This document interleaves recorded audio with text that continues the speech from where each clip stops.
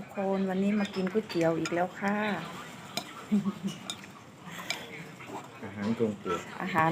หารส่งโปรดค่ะทุกคนเพื่อนๆมาเด้อมื้อนี้กินมีขาวค่ะน้ำตกแซ่บๆ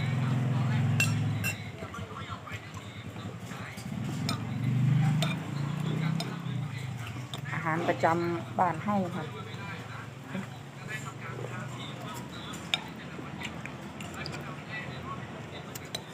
อ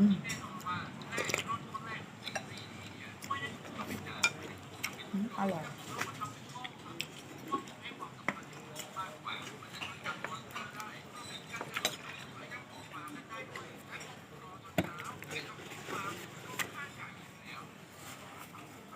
ออกจากบ้านมากินก๋วยเตี๋ยว